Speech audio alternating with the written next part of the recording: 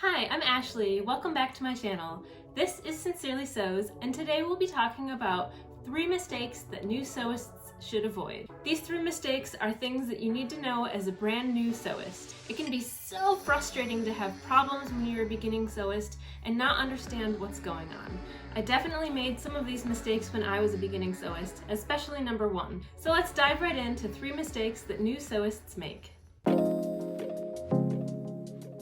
The first mistake I see new students making when they're learning how to sew is trying to push or pull the fabric through the machine instead of letting the feed dogs do the work. These rows of teeth underneath the presser foot of your machine are called the feed dogs.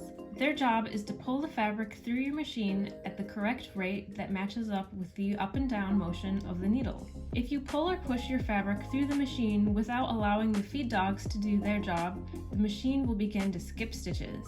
You don't want to pull the fabric through the machine like this, nor do you want to push the fabric like this. As we're sewing, we're more concerned about trying to guide the fabric straight instead of through the machine. The feed dogs are going to do that work for us.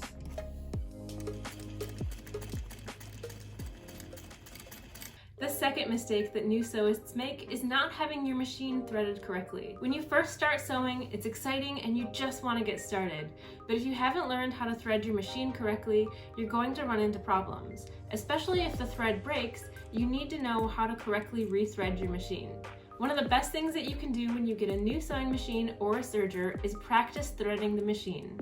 This is going to help you a lot if you end up jamming your machine or breaking a thread. Sometimes you have a sewing teacher who's been helping you, but if they're not there and you're trying to finish a project, you need to know how to rethread your own machine. Sometimes you accidentally bump your thread without realizing it. This can be so frustrating when you're in the middle of a project and all of a sudden your seam becomes super messy. If your sewing machine is creating loops like this on the bottom of your seam, it's likely that the top thread has been threaded incorrectly. If your machine is creating loops like this on the top, then the problem is likely with your bobbin. Most of the time, the problem can be solved by just rethreading your machine. The third mistake I see new sewists make is trying to sew too fast. There is no shame in starting out slow as a beginner. Sewing is not a race and everyone learns at their own pace. Definitely take it slow.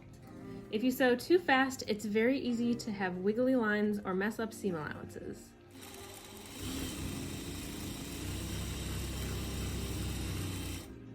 As you go, you'll start to learn how to sew faster. Sometimes, especially if you're going around tight corners or curves, you might even want to use your hand wheel to guide the needle, and that's perfectly okay when you're beginning to learn how to sew.